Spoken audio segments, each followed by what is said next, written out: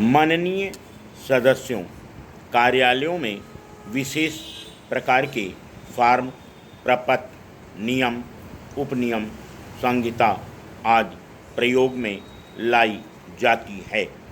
इस प्रकार के साहित्य की एक विशेष प्रकार की भाषा और शैली होती है। इनका अनुवाद कभी कभी भाषा को बोझिल कर देता है। यहाँ तक कि कई बार तो आम प्रयोक्ता के लिए उसे समझ पाना भी कठिन हो जाता है। इस प्रकार की बोझिल अनुवादी हिंदी भी हिंदी के प्रयोग में बाधक सिद्ध हुई है। अतः इस प्रकार का साहित्य कार्यालय की अपेक्षाओं के अनुरूप ही सरल हिंदी में तैयार किया जाना चाहिए और इस प्रकार की कार्य योजनाओं को अधिकारी स्तर पर प्रोत्साहित कर सभी अपेक्षित सुविधाएं मुहैया कराई जानी चाहिए। कार्यालय में जब कोई कर्मचारी या अधिकारी हिंदी में लिखने का शुभारंभ करता है तो बीच बीच में कोई तकनीकी शब्द आ जाता है जिसका हिंदी रूप उसे ज्ञात नहीं होता।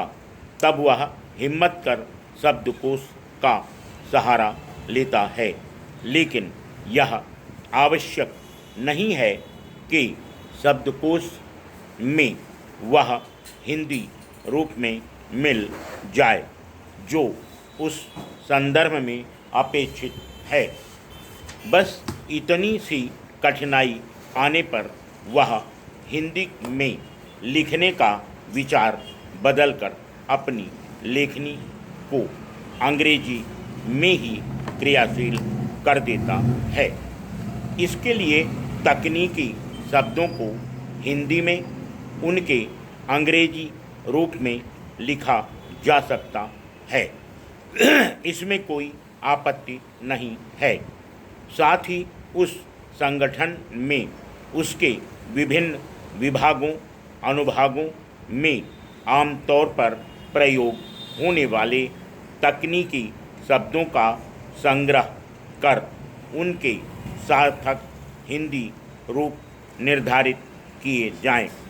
इस प्रकार के शब्द संग्रह को विभागीय शब्दावली का प्रामाणिक रूप दिया जाए। मात्र कुछ एक शब्दों के हिंदी पर्यायों के ज्ञान न होने को हिंदी के प्रयोग में बाधा न माने। हिंदी बहुत समृद्ध भाषा है। इसमें दूसरी भाषा के शब्दों को पचाने का अच्छा सामर्थ्य है। अतः तकनीकी शब्दों को हिंदी में ज्यों का त्यों लिखें जाने में कोई आपत्ति नहीं। सरकारी कार्यालयों में फाइलों पर टिप्पणियाँ लिखी जाती हैं। यही वह असली क्षेत्र है जहाँ हिंदी में काम किया जाना अपेक्षित है। फाइलों पर टिप्पणियाँ कर्मचारी और अधिकारी दोनों ही स्तर पर लिखी जाती हैं। कर्मचारी स्तर पर कुछ बड़ी और अधिकारी स्तर पर छोटी टिप्पणियाँ लिखी जाती हैं। सामान्यतः 25-30 शब्दों की या उनसे मिलती जुलती ही टिप्पणियाँ लिखी जाती हैं। ये टिप्पणियाँ सामान्यतः अंग्रेजी में ही लिखी जाती हैं क्योंकि इनके नमूने फाइल में अंग्रेजी में आसानी से मिल जाते हैं और उन्हें पीछे से देखकर लिखने में आसानी रहती है।